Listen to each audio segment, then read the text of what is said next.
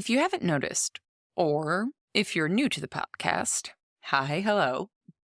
I am on a mission here with the Maker's Playbook podcast to learn from as diverse stories of makers as possible, both in life experiences, but also in making practices and business models and all of the rest of it that's, not usually encapsulated in some government form definition of diversity. You know what I mean? But I have a confession. There are some versions of a maker's life that are really hard to find. Sure, chatting with a ceramicist whose spouse works full-time at a regular 9-to-5 job with healthcare and a retirement package while they build up their business from their home studio is, admittedly, a pretty easy story to find an example of. And I mean no shade at all to those makers, because they are still hustling their butts off to make a living from the things they make. It's just that the mental gymnastics of making business decisions, they might look a little bit different than those of us who are, let's be honest, insane enough to think that we can pay for our own healthcare and retirement packages, especially in the US, and do things like start a family and have a dog and maybe go occasionally on vacation, all while solely providing for that whole life, making a living from the things we make. You know, the stuff you hear me ramble about. It always comes back to healthcare. All this to say, just because it's not the most popular story out there does not mean it's not possible. And it does not mean there aren't makers who aren't out there making it work. Heck, I'm over here, right? Highlighting all of these stories is exactly what the podcast is all about, which is why I am excited about this week's episode, because not only has Ido Ferber packed up his whole life to move to Tokyo and study ceramics, his wife, a maker in her own right, has also managed to join him abroad and pursue her own craft. That's right, my friends. Just because the most common story we hear about for residencies and apprenticeships come from, let's be honest, single 20-somethings, just because it's the most common doesn't mean that it's not possible for the rest of us. It just might take a little bit more paperwork. But before we get to that story, a big thank you to Amico for sponsoring the podcast. You may have noticed that Amico isn't taking direct orders on their website currently. And while that may seem like a bad thing, the reason for it is awesome. For the past 8 months, Amico has been focused on supplying their distributors first. In other words, they're focused on making sure your favorite local shops are supported even before their own website. And you can easily pick up your favorite glazes like Potter's Choice Honey Flux or Rainforest Celadon on the shelf of your local clay shop. And obviously avoid those extra shipping costs in the process. Naturally, high demand and supply issues have made it hard to keep stores stocked these days, but Amico is dedicated to supporting your favorite small business first, now, and in the future. And that, my friends, is putting your money where your values are, which you know I'm all about. If you don't yet have a local shop, you can find an Amico distributor near you by visiting amico.com/dealers. Now, on with the show. Welcome to the Maker's Playbook, the show where we talk all about what it's really like to make a living from the things you make. I'm your host, seasoned entrepreneur of 12 years, Rebecca Itkes-Kara. Hey, Ido, welcome to the podcast. Hey, good morning. Before we get into it all, let's explain to everyone listening, where in the world are you? How would you introduce yourself? My name is Ido Ferber, and I'm in Japan right now in Tokyo, on the east side of Tokyo. And I've been here for about 2.5 years now, studying and working in the ceramics field. I'm currently finishing my master's degree in ceramics at the Tokyo University of the Arts. And I think that's me. My wife is here also with me. She's sleeping now. Thank goodness. But we both live here in Tokyo. We both live in this tiny little broken down house. And I'm currently in my workshop, in my tiny workshop. Is the workshop attached to the house? Is it all in one space, or do you have to commute? No, it's all in one house. It is a wood workshop that's more my wife's than it is mine, but it's attached to the house. We live in a two-story, quite a big two-story house in the east of Tokyo that's actually meant to be demolished. So it's very rare for Tokyo to be able to have a workshop inside the house, or to be able to do anything inside the house, like put up even paintings or put up a shelf or anything like that. But since this house is meant to be demolished, we can do whatever we want. So we break down walls, we break down like parts of the ceiling, reconstruct a workshop, make noise, make dust. That's amazing. That's like the secret solution, Okay, so FYI, everyone living in a major city with a lot of restrictions, get the property that is going to be torn down and you can do what you want. Yeah, it's also cheap. There you go. But also might come with a small draft in the winter, or... Yeah. I do have my big coat on inside the workshop. Yeah. Well, I imagine if a place is meant to be torn down, that it's, comes with its own share of difficulties. Yeah. Cold in the winter, hot in the summer. It did have its fair share of other small furry tenants in the beginning that we had to get rid of, but it's worth it. If you're a creator and you want a space that you can work on and change and kind of go wild in, then it's completely worth it. Yep, totally. You mentioned that the woodworking side of things is your wife. So are you guys both over there studying? Well, we both do woodworking. I'm more focused now on ceramics since I am doing my master's in ceramics. But we both do woodworking. My wife is taking a much more serious approach to it lately. She started studying outside of Tokyo in it's called a kenshu shop. I don't think I have like an equivalent for it in Europe or America, but it's basically it translates to a training center. So it's basically a place that trains people to become professional. And she's studying in a kenshu shop that's focused around wood turning, Japanese wood turning, and Japanese lacquer, known as urushi. And so she does that, and I do a master in ceramics. I was immediately curious because I feel like most artists I talk to who are doing an apprenticeship or doing a master's, just by the logistics of it, do that by themselves. And so being able to kind of line up your lives in a way where both of you can pursue a profession or a craft also in another country, that's like a logistical miracle. It is a miracle, and we did it in COVID. It was insane. It was crazy. I got a scholarship to come study here. And then about 3 months after I came here, Robert joined me on a spouse visa. And for the first year of our stay, she was here in the house. That's why we built a workshop, so she would have something to do here. So she was working out of this workshop with this tiny, tiny little lathe and just a workbench that we put together and a few hand tools that we kind of got at flea markets and secondhand shop. But after about a year, she got bored of it and she wanted to study something more serious and take the opportunity of being in Japan to actually learn from someone serious. And so she searched around Japan for a place like that. And finally, she found a small training center and started that. That's amazing. How long are you guys? So you've been there just to give everybody kind of the timeline, you've been there for 2.5 years now. Do you know how long you might stay, or okay, for sure when this is finished, we're moving, who knows? Somewhere, yeah. We don't really know when we're going to finish. I finished my master's degree now in this April, March, and then Rabea has another year to finish her training. But I am now in the process of applying for a PhD. So that might be an extra 3 years, and then I think that I don't think we'll stay more than those 3 years if I get accepted.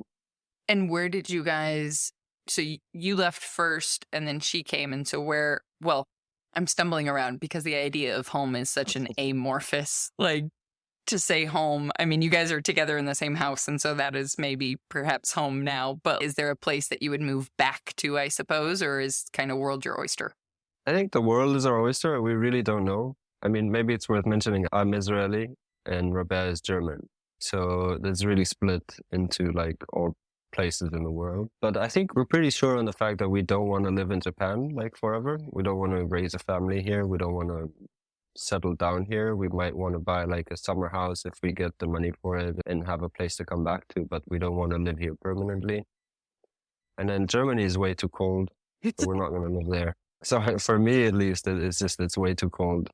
And then Israel is really an option, but it's also not an easy place to live in. And so we really don't know, but we are leaning towards either Israel or somewhere in Europe, like South Europe, south of France, Greece, Mediterranean Portugal. climate. Yeah. Something a bit warmer and with like nicer food. Sorry to all the German listeners, but I am partial to Italy, and the north of Italy, they speak German. So, yeah.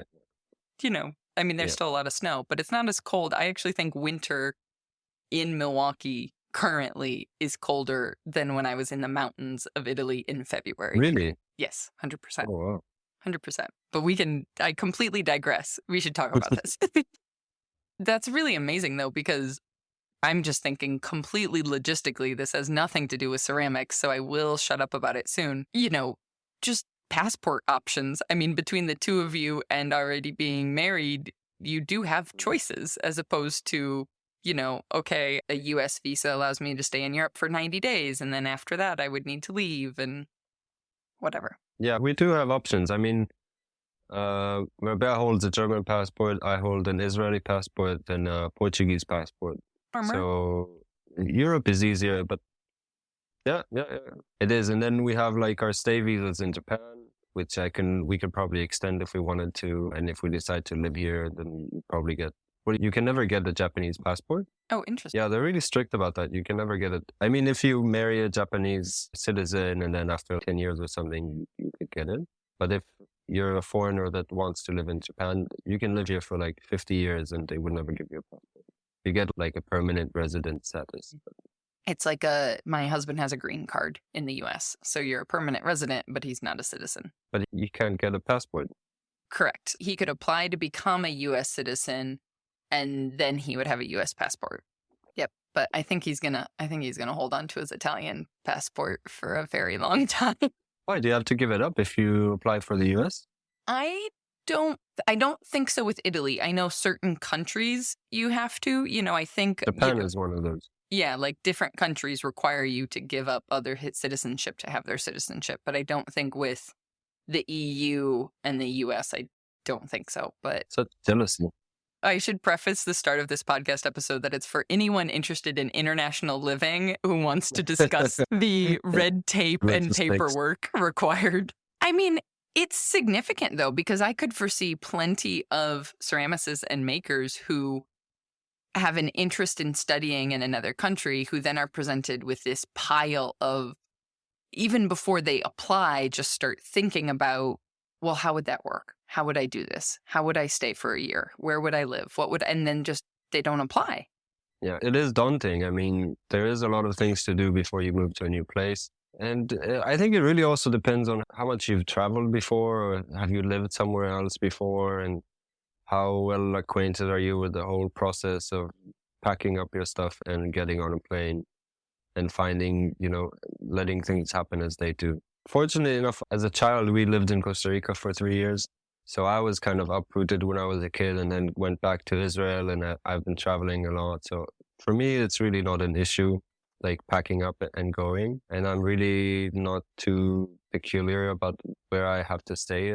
I didn't have a place to stay here until like 2 weeks before I came. And then things just fell in place. And I don't know, that's just how I am. I kind of also have like, my friends call me apartment lucky. I have house luck. That's amazing. So things just naturally happen sometimes. Well, and even when you could have had plans 6 months ahead of time and then they change and you have to figure it out. Because that's usually what happens to me. Because I think I can plan my way out of any situation and then something, there's a global pandemic. Just don't plan it. And then there's nothing. It's just whatever happens. And no plan is broken if it's not planned. I'm working on it. Well, baby steps. Baby steps. Maybe just looser plans. Yeah, looser plans. Well, walk us back a little bit of before we dig into the master's program and life in Japan and being a maker, walk us back a little bit to how you got to this point. What were you doing ahead of time? Like, have you gone straight from undergrad to master's and kind of straight and easy path, or? Kind of. I think the harder path came before that. I think the best starting point would be my horrible grades in high school. So I was really bad in high school. Like I did nothing. I slept through classes. I wasn't a bad student. I wasn't like rude or I didn't hit anyone or anything like that. I was just not interested in anything that high school had to offer. So I would bring my books and read during class or sleep during class and just basically failed about half of my subject until my dad came up and he was like, this can't happen anymore. You have to choose what you're going to do. And he kind of gave me an ultimatum of like either I actually start studying, which would he preferred I would actually start studying, or he said, if you're really not studying, then just quit school and go work somewhere. Just do old school, drop out stuff. Just quit school and go be a mechanic. Or he said that I could pick up a hobby. And that was really I think the best thing he could have told me, because at the time this lady opened a ceramic studio in our little town. And he suggested that. He was like, why don't you go do ceramics like after school and find a hobby and do something that you like? Because I was always kind of artsy as a child. All through my childhood, I was kind of going to like art school or afternoon classes or just anything I could find. And so I picked that up at about 15 or 16 years old and did it all through my high school years. Still failed everything, but I was really rocking it in ceramic class with all the old ladies in the town. I was the star of the class. Yeah. And I think that really started something for me, like a different viewpoint. And then I did military service because you have to as an Israeli. I did military service and then got out of that, went to work for carpentry, like the small boutique kind of carpentry. Did that for about a year and then went to do blacksmithing for about a year. I just kind of jumped from craft to craft. And I thought I would never go to uni. I thought I would never go to university and get a degree. I thought it was stupid until someone told me about industrial design. And I thought that was amazing because I thought I could do all these things. Like I could do some ceramics and I can do some woodworking and some metal, but involve that into something that's a bit bigger than. I had this idea that I do not want to become one of these ceramicists that goes to uni and does like a bachelor's degree in ceramics and then comes out and like teaches kids and retired people how to do ceramics. Like I said, that was not an option. I do not want that.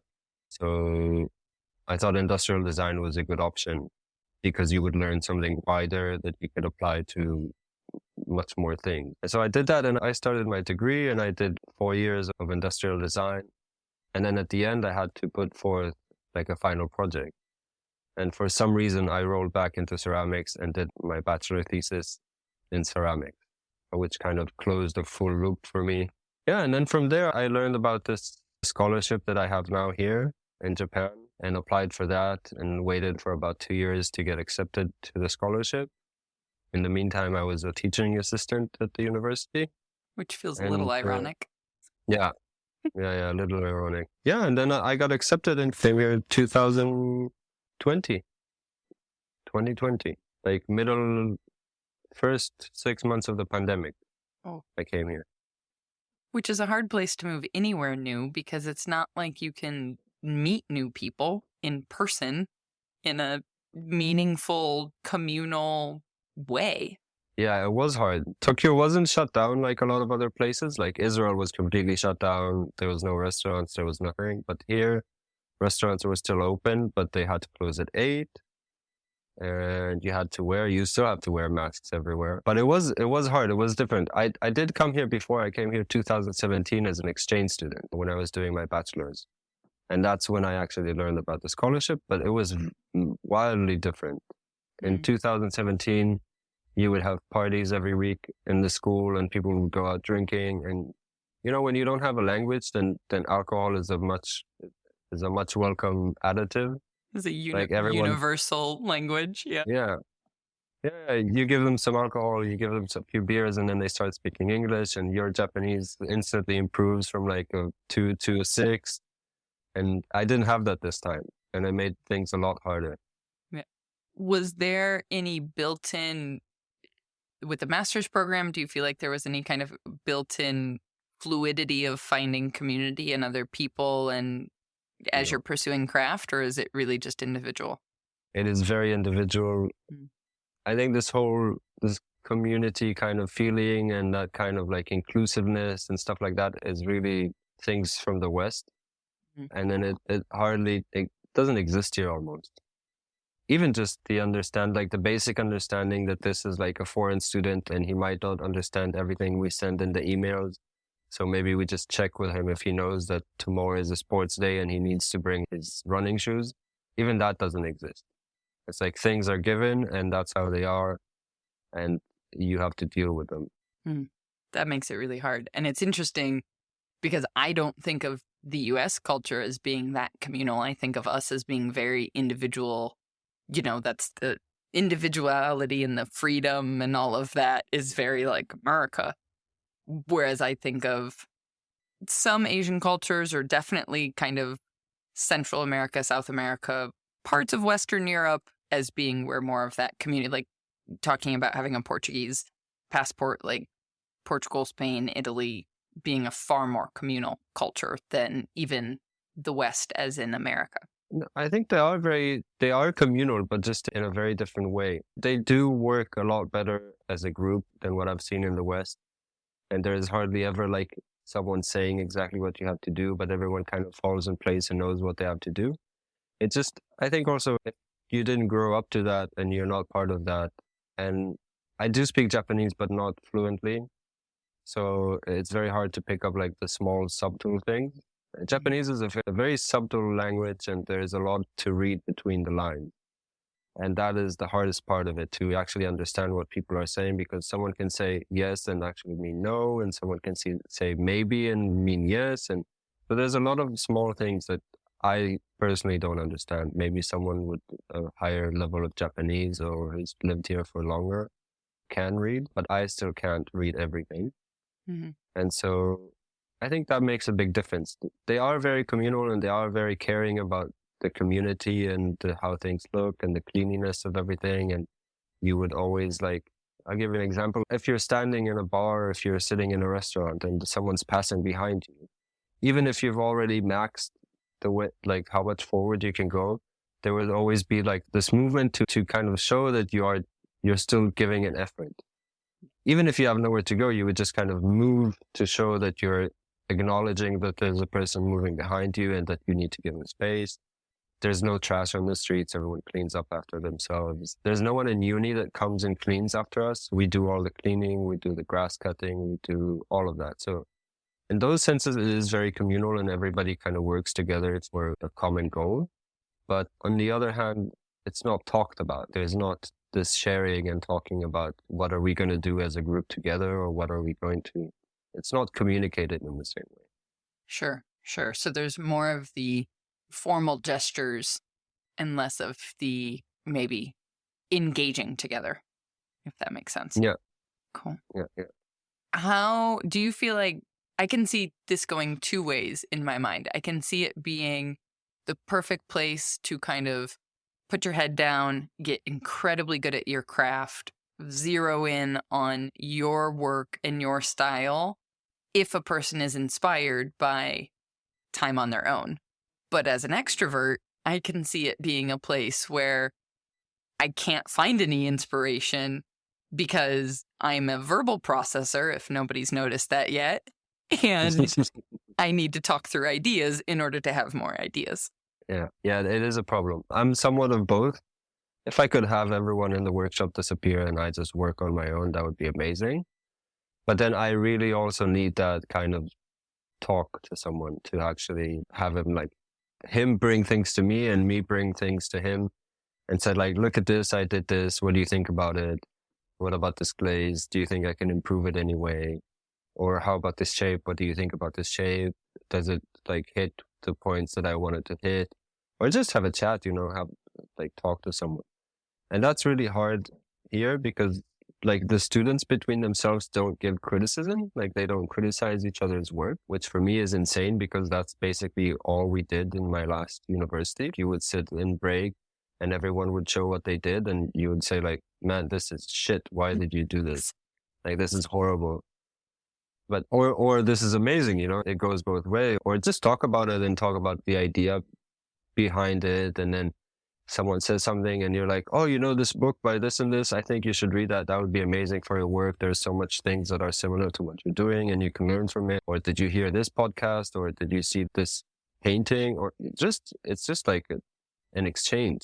And then here it doesn't really happen. This is not because of my Japanese. It just doesn't happen. And when you do come up to someone, you're like, oh, I like your work. It really reminds me of this and this's work. They look at you like, why are you telling me this? Like, this is so rude of you to come up to me and tell me that my work reminds you of someone else's work. Like, this is, I don't know. It just doesn't happen in the same way. And for me, that is hard. I do have one person in my class that speaks pretty good English, and we do have that kind of exchange because he's a bit of a different thinker, which I'm super grateful for. But as a general rule, it doesn't happen so much. My immediate question to that then is kind of curious of the interest to extend and do the PhD, right? Because you could apply for a PhD program somewhere else. Yeah, I could, but I think the inspiration here is not limited to the school and to my work process. The inspiration here is just, it's generally being in Japan. And it's not that it's everywhere. I mean, it is everywhere in the beginning. I think maybe in the first year you walk down the street and you look at like the ginkgo trees and you're like, wow, I'm so like inspired by the color of the ginkgo trees. But after a year that fades out and you have to kind of search for it. And Japan it has a lot of ugly spots, like a lot of ugly spots that people don't talk about often. And I find those like super inspiring. There's places in Tokyo that completely look like favelas from like Brazil. And there's places that are like just broken down and neglected. And there's so many brown buildings with horrible like ceramic brown tiles all over the building and like rusting metal roofing. There's a lot of that here that I find really inspiring and interesting. So I would love to continue and search Japan for those places and search for craftspeople and ceramicists and woodworkers and whoever, like fabric dyers or weavers or whatever I can find. I love that. For me, that is the best thing to do. But except for that, I also receive a scholarship which allows me to do this. Otherwise, I could not financially do it myself, especially not living in a foreign country. Yeah, don't come do a PhD in the US. No. I don't think I could not. Unless you give me a scholarship. I was going to say, it is very cost prohibitive, even with a scholarship. Yeah. Hendrix, my dog, clearly agrees. I think the sound cut. No, I just muted myself because he's... Of course, the day I schedule all of the podcast interviews, he is like a barking maniac today. So I think he's calm. And I can tell that Francesco's down in our studio as in our house also. And I can kind of tell from the small sounds in the background that he's like in the zone. So there's no way that it's a really good point that you bring up in terms of just the logistics of scholarship and continuing study, because I find that's one of the most difficult things for many of us as makers and artists is like there is so much value and wealth in being able to like mental wealth in being able to dig deeper into something. And every person I've spoken to in terms of finding your style and your craft is like taking time and exploring and not worrying about making things because you can sell them, but making them because you love them. And I'm like, yeah, that's great. I still need to buy groceries. Yeah, but that's basically why I took the scholarship. I said, like, I finished my bachelor's degree. I had those 2 years I was a teacher assistant. And I was trying in that time to make money, pay rent, pay the bills, and do like free art, do things for exhibitions and apply competitions and stuff like that. And it is insanely hard to find time between like your day job and freelancing and then making time to do something that has no financial benefit at all. And you're just like, you just don't find the time because you come home, you're smacked after a full day of work and you're like, It's either I watch an hour of Netflix and go to sleep, or I put this hour into doing something for a competition. And it almost never wins. It's so hard. Right. Because also, if you're trying to, one, having the brain capacity to have the creative thoughts that are interesting enough to be accepted into an exhibition. And then if you get that far, to put together the application is exhausting in its own. I think it's funny sometimes, not funny, haha, but like, for lack of a better word, funny that many of us think, oh, I'm going to be self-employed. I never have to fill out a job application again. They're so demeaning. And actually, that's all we do.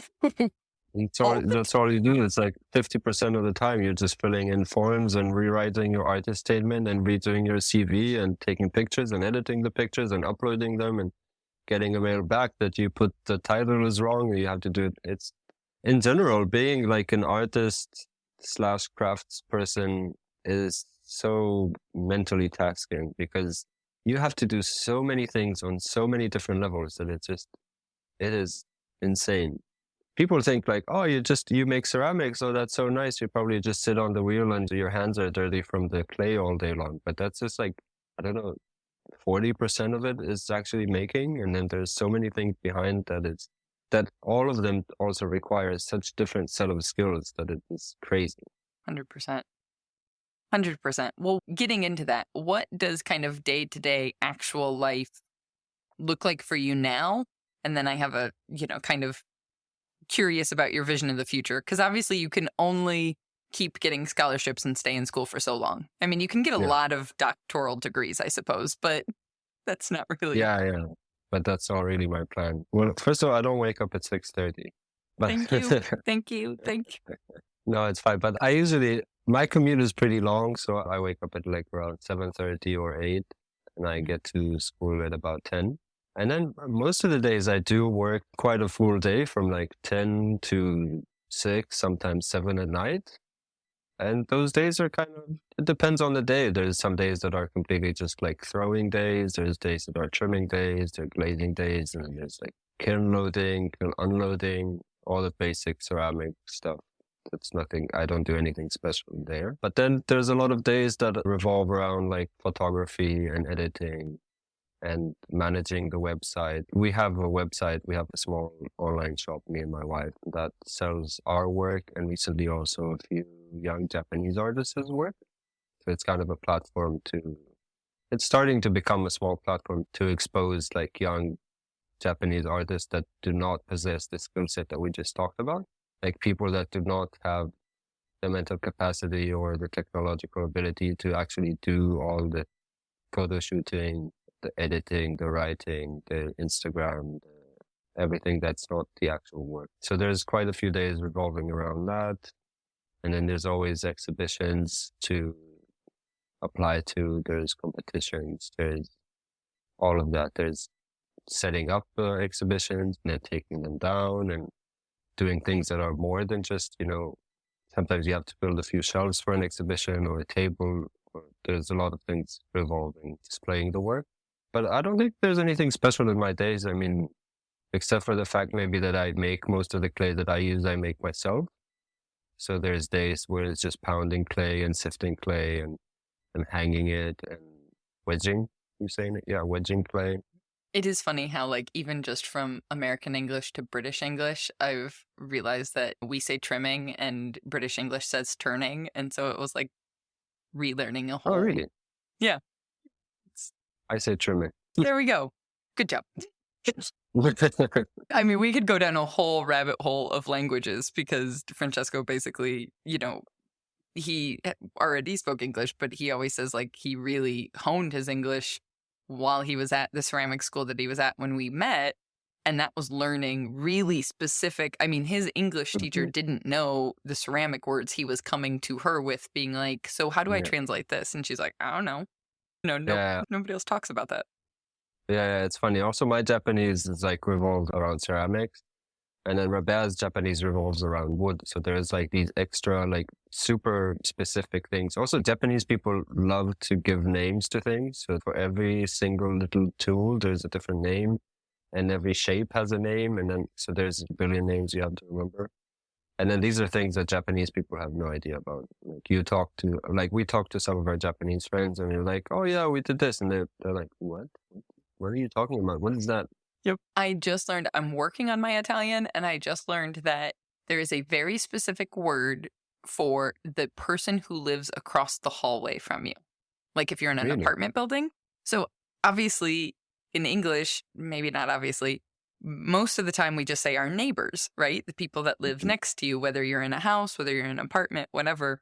And of course, now I'm Yeah. not going to remember the word. And so he's going to hear this and be like, you need to practice. But there is a different word for the person who lives like across from you instead of in the vicinity. Yeah. And so, yeah, there are certain things that they get really particular on, whereas American is just, Yeah, it's but a I guess mess. they're probably like pasta maybe has more vocabulary than usual. Or My like food the main, vocabulary is very strong. That's the I know, one but thing I can talk about. I would imagine they have at least 4 or 5 names for like rolling pins, Maybe the like French size do. wise. Yeah. Well, the pasta ones, there's the super long ones and there's thicker ones Yeah, and but there's so much shorter of ones. it's by your hands too. There's a whole craft of food and pasta and language, but that's a different podcast for a different time. Yeah. Thinking about this, I mean, I feel like you came into this program also understanding a little bit more of what it's actually like to try and make a living as a craftsperson. Whereas, this is my assumption, some people kind of get into it to explore what I call, or what somebody else called, and I now say, art with a capital A, right? Like just to explore an idea and go to galleries and go to exhibits. Whereas, as we pointed out in the beginning, ceramics can be a very functional craft also, as can wood turning and woodworking and blacksmithing. And so is there kind of a route that you see being more manageable as you move through this career to actually be sustainable? It's really interesting because I've noticed that the less functional your work, the more you can actually charge for it, which does not make any sense. But I do both. So I really love functional items and I would never stop making functional items. But for instance, a vase that I can make in like, I don't know, 3 or 4 hours can sell for about 4 or 5 times more than a teapot that takes 4 or 5 times to make. So like a teapot takes a long time to make. You have to make all the different pieces. You have to cut them in the correct angles. You have to connect all the pieces together, the spout, the handle, all of that. Yep. And then a vase that you can throw like much less time because it doesn't have any functional value. It can go into an art gallery and sell for much more.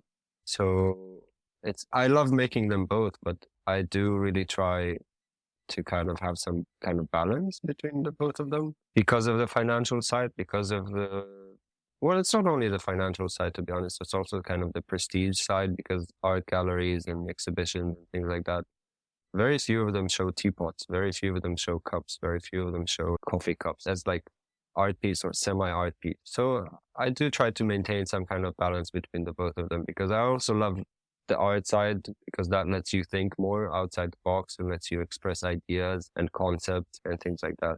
Totally. Do you feel like, I'm just thinking pragmatically now, as far as like how I always want to answer the question that I feel like this goes back to our original conversation around planning and just not planning, right? I'm sitting here trying to ask the questions of, okay, how do we make it work? What's the sure way? What's the solution? And I'm stumbling to ask the question because I know as it comes out of my mouth, the answer is like, there is shrugging emoji.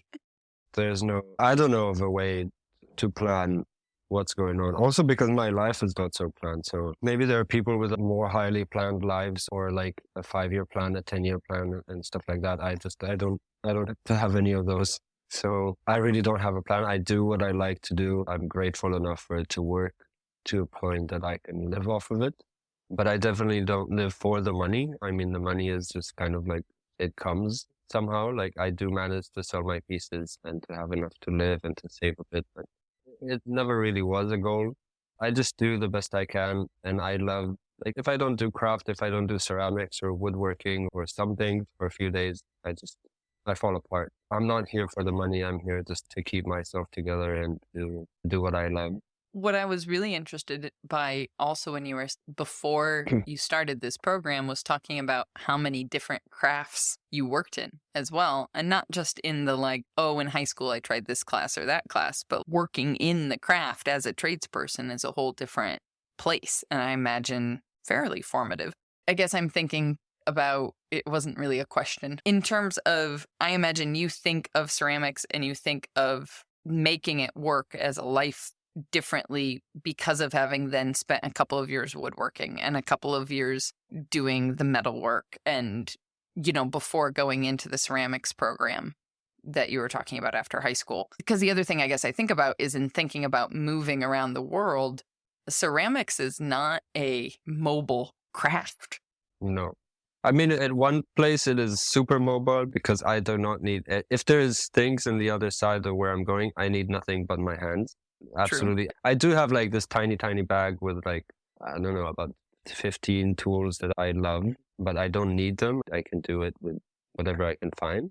But then on the other hand, the kiln and the wheel and stuff like that, you cannot take that anywhere. Right. That's why I'm always amazed by hearing the stories from people who are like, oh yes, I'm making my living from ceramics, and I've lived in this country for a couple of years, and then I've lived over here for a couple of years, and I'm like, wait a second, how in the world? Because also the entire art can change if your resources, the clay that you have access to in Japan presumably is different than the clay you would have access to in Israel or in Portugal or in America or, wherever else. Yes and no. I mean, if you look traditionally, it's completely different. If you go and you dig clay and you take your own clay, then it's completely different. But then today, everything is so highly industrial that if you do like just industrial ceramics, or if you do, I would call it industrial ceramics, where you make glazes out of like materials that you buy from the store that came from like India or from Switzerland or from wherever in the world. And then so it's all basically the same. Yeah, maybe you can't get exactly that shade of brown clay that you used when you were in Milwaukee, or this clay is a bit more kind of, it's not as elastic. But if you stay on that level of ceramics, then it's not a problem. If you fire an electric kiln, for example, they're all the same. But then if you dig clay and if you dig glazes and if you make things by your own and if you do wood firing, then it's a completely different thing. It's almost like completely different craft to do. I don't even have a name for it, but maybe we'll call it local ceramics or like localized ceramics, where you actually go and you find the clay source, you dig it up, and you go and find your glaze sources and mix those glazes yourself without actually purchasing anything from the shop, and you fire in a wood firing kiln. Then you can't move anywhere, because once you move, the clay is completely different, inherently different. And the glazes, there are things that you just can't find. You can make a glaze out of the shells of chestnuts, so you can make a glaze out of that. And then if you move somewhere else, then these chestnuts are not the same anymore. The soil is not the same, so the chestnut's not the same, so the glaze is not going to be the same. And if you move, you can't copy a wood firing kiln from one place to another, because the shape makes a huge impact on the outcome, and what you fire with makes a huge impact on the outcome. If you fire pine, then it's going to give you a different result if you fire oak or whatever it is you have in the area. Yeah. Well, and that's what amazes me. When Adam Fields and I were chatting, and he was talking about going from Northern California to Hawaii to, I think he was in Korea, and then now back to Montana with a family and sustaining that in a way that, because the other piece I think about is you can rediscover, you can explore a new clay. That could be really inspiring and interesting, but it takes time to figure out how that clay works, figure out how that glaze works, adjust the kiln. Even just Francesco going from high fire gas and supplies available in Italy to the US and mid-fire electric has kind of like blown everything up, and you have to start all over again. And it takes time that, to your point originally, if you then have to go out and get a day job and then try and figure this out on the nights and weekends, you're exhausted. The fact that any of us are figuring it out on any level is just fascinating. I think we just really changed, like, how old are you? I don't know. I'm 36. I think we're so we're about the same. I'm 33, almost 34. So I think our generation is really like a transitional generation. If you see like our parents' generation, or if you've seen like Goldmark's videos about big ceramicists. So you see these people and they're like, oh, I bought this house for $50 in the 80s. And then I built my kiln here and we only ate potatoes for 2 years until I got like the clay that I wanted working. And I built my kiln out of this factory that was broken down and they gave me all the bricks for free. And now I'm like this massive ceramic artist. And you think about that, and you're like, how the hell is that even possible these days? Like just to buy a house somewhere in like East London with enough space to have a kiln, I would have to sell like both of my kidneys just for the land. That's not even the house, you know. No one's going to give me bricks. It doesn't happen anymore. I think all of our neighbors the house that we bought in Milwaukee, all of our neighbors are relieved that we got it, but also are a little like, why the hell did you buy this place? Because it was in some ways the only option. I mean, like yourself, we enjoy doing the work. We enjoy doing the woodwork and to put it into perspective, there was literally a set of stairs off the deck outside that went into the wall. Not a set of stairs that lined up with a door, not a set of stairs that lined up with a sidewalk, straight into the side of the house. Like, why? Why would you do that? There's no insulation in the house. That's why I'm in a stocking cap on this video. But yep, here we are. I have my big coat on and I'm inside, like, but it is so wildly different than what the opportunities that they had, that we have to figure it out for ourselves now. I mean, we have to go, and if we really want it, I think we just have to go a lot deeper. You'd have to go to this abandoned village in Italy and buy this broken house. You could still buy it for like $50. Yeah, there's still houses like that, but you would have to put a lot more work. And I think it's not impossible. I think it's just a bit harder than it was a generation ago. And we're kind of getting to it a bit later than they did. Like, I'm 34, and my age, my dad had like, I think 3 kids already and like a house built. So I'm still like here doing my like studying. So we're a bit later in that, and we have to put a bit more effort into it.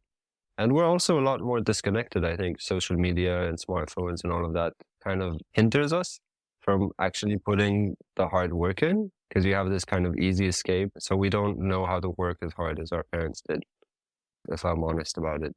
I'll save that little clip and send it. You can just send that snippet to your parents and I'll text it to my, we'll just leave that little clip for anyone who wants to send it to their parents. Yeah. Here's your Christmas present. Exactly. I've acknowledged this publicly. Thank you very much.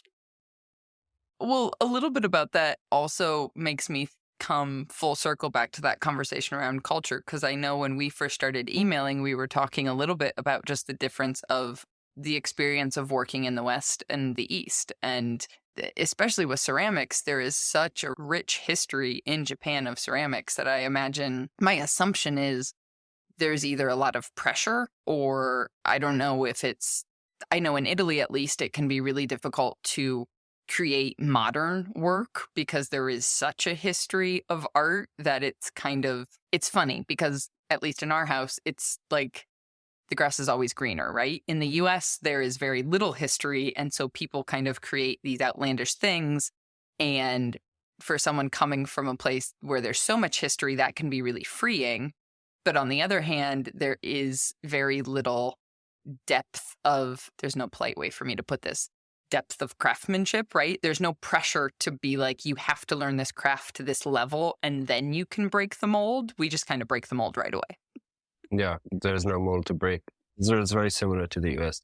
Yeah. Even I think it's even more extreme in Israel since it's a lot younger.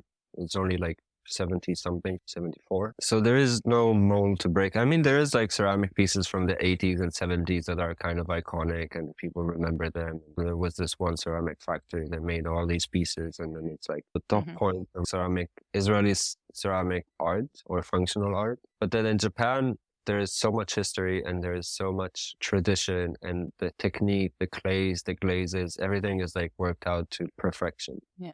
So there's actually from the way I see it, there's 2 options for a Japanese ceramic artist. Either you go with the tradition and you do that and you become like really, really good at it, which anyway, Japanese are really, really good at becoming really, really good at something. Like that's what they do. They choose one thing and they focus on it and they kill it.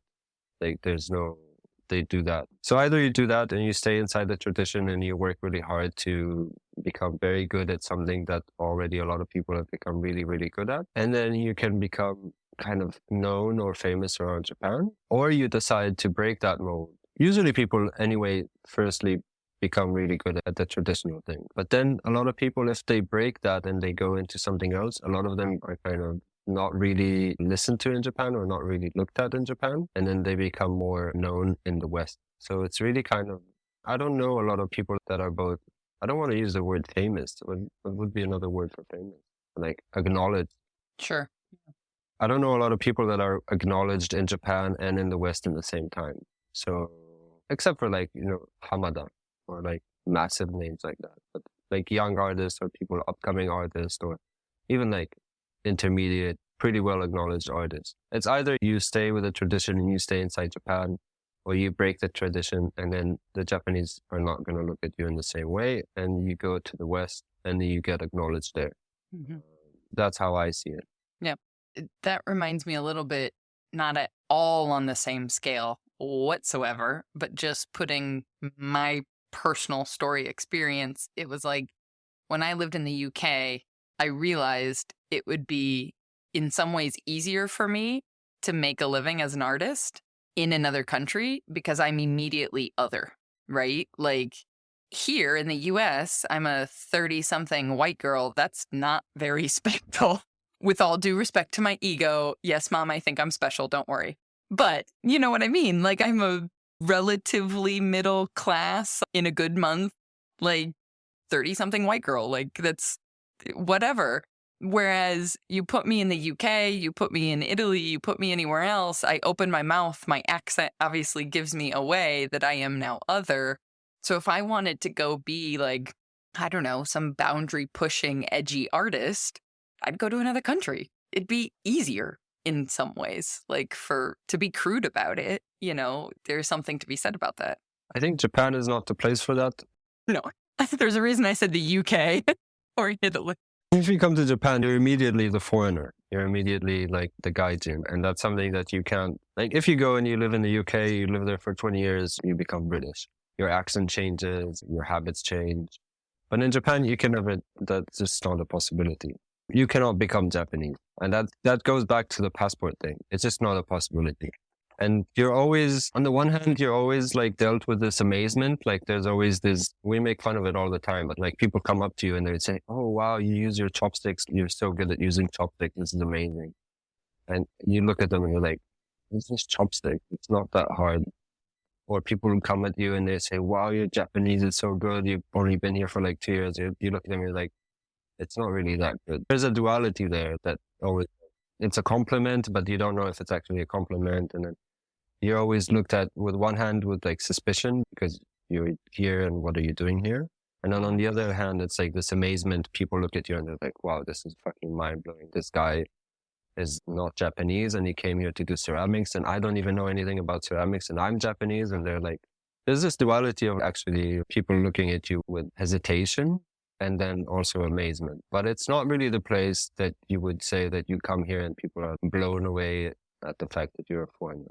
I feel like this is leading into topics that I do not have the training or educate. Like, I don't know well enough how to hold space for the plurality of the world in a conversation that respects and acknowledges and critiques all of our cultures altogether.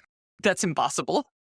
We have been drifting off into a place that's also, it's a bit, first of all, it's highly personal. It's highly personal. Everyone has a different feeling or a different experience when they go to different places. And this is just from what I've learned and what I've kind of felt over the time that I've been here.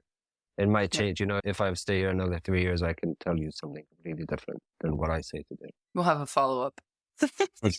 Well, what haven't we, I know I got you up extremely early and don't want to eat up too much of your time, but what do you feel like just from a reality of people who are trying to figure out how to make all of this work and the fact that you're doing it not by yourself, also both you and your wife are makers, is there something that you feel like should be talked about more that people don't ask about that would just be, I don't know, helpful to know?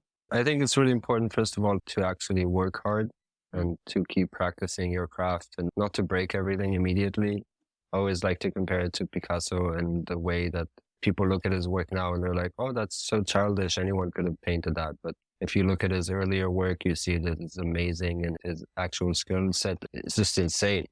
But he decided to leave it behind. I think that's really important.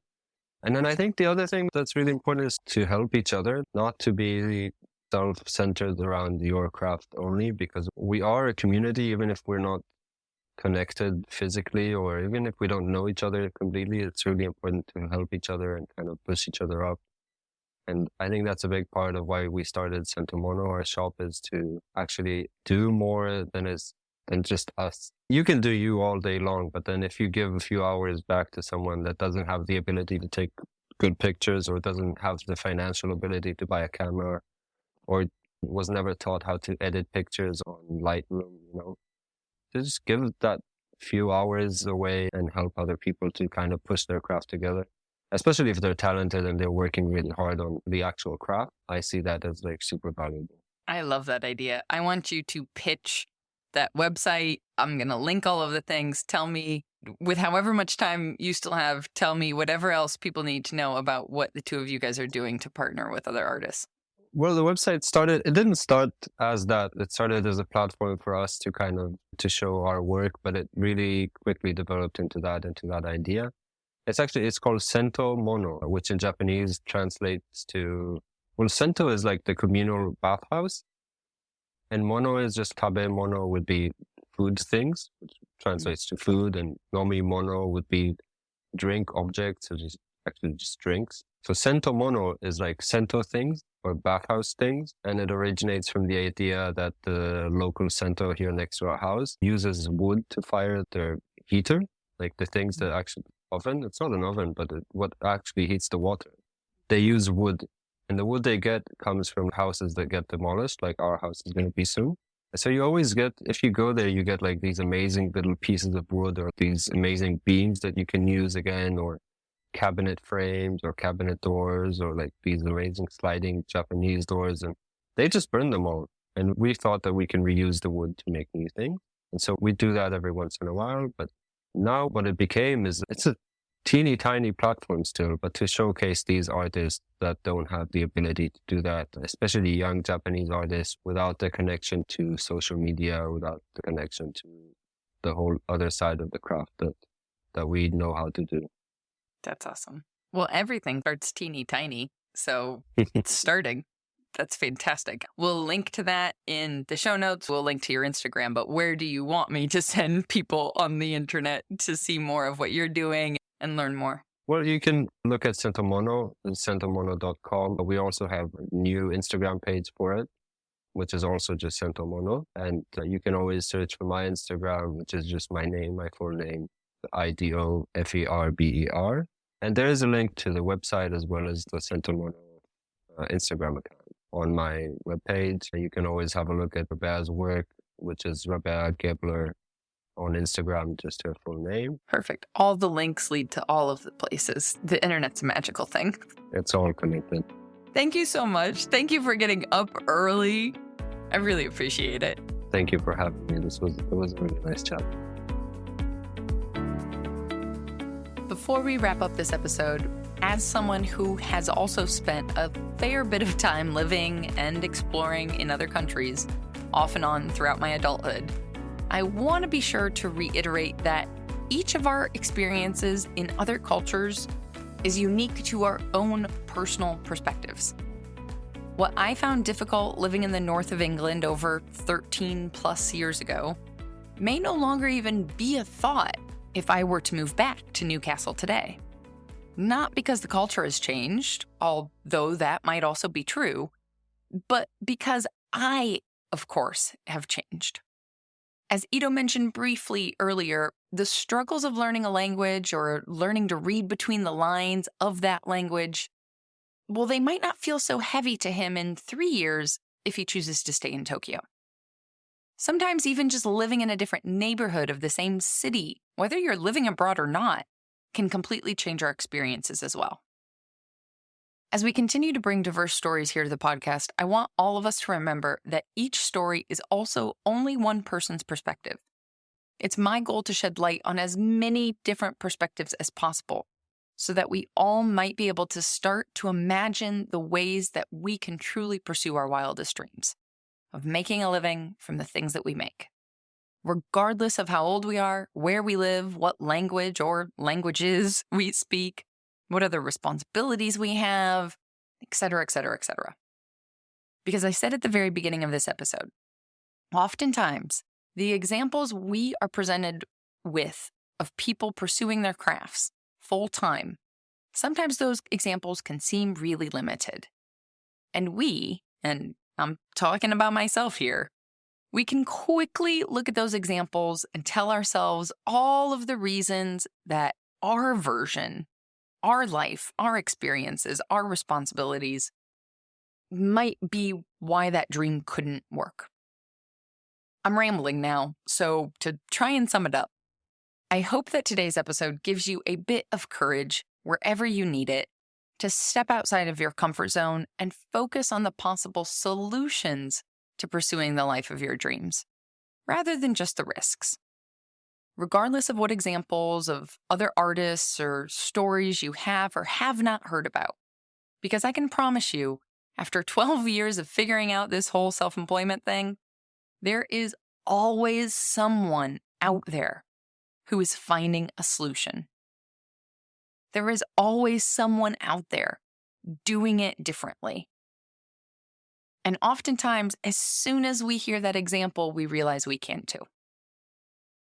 If you know of a maker whose story, making practice, business model, any of it hasn't been told or shared yet, someone who has an example that you haven't seen elsewhere, by all means, please send me your guest requests and suggestions. Just email me at podcast@makers-playbook.com. I really love it when you send me these emails because it is massively important that this slice of the podcasting world shares stories far beyond my personal knowledge of the artists out there. Once again, this episode was made possible because of our sponsorship from Amico.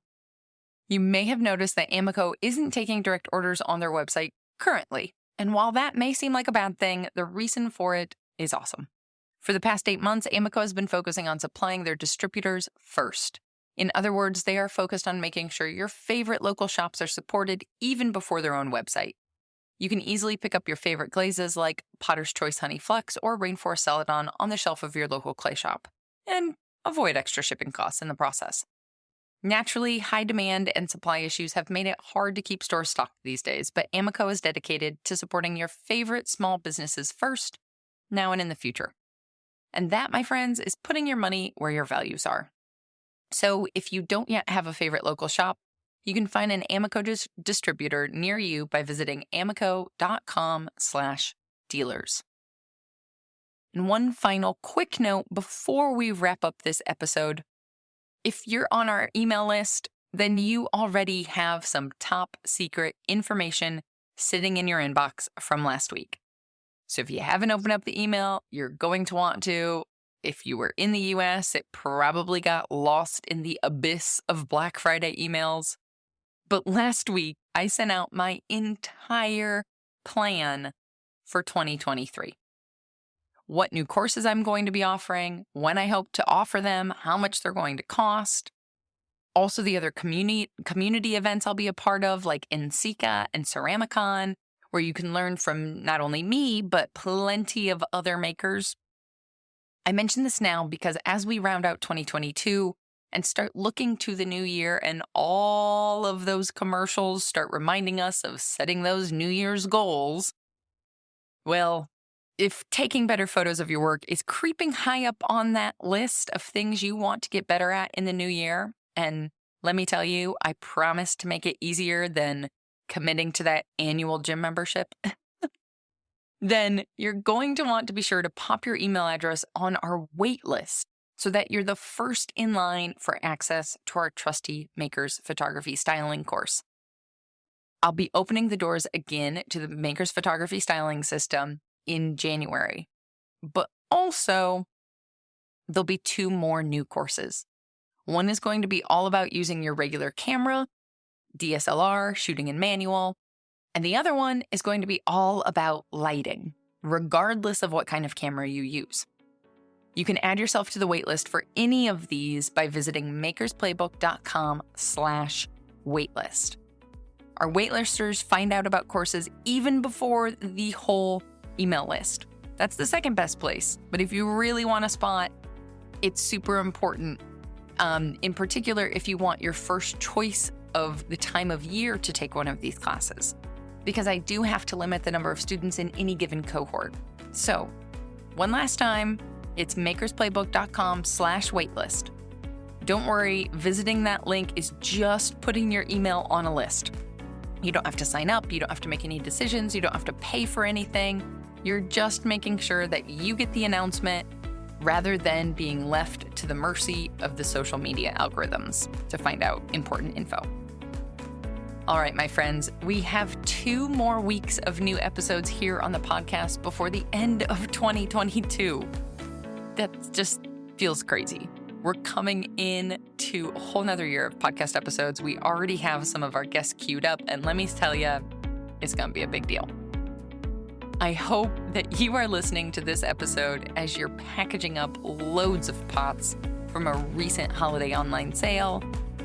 And I hope that you are not listening to this at 2 a.m. because you kept yourself awake with too much caffeine in order to get just one more kiln loaded in time for the next market. Take care of yourself out there, my friends. And until next week, go get back to making your dreams a reality. Because together, we've got this.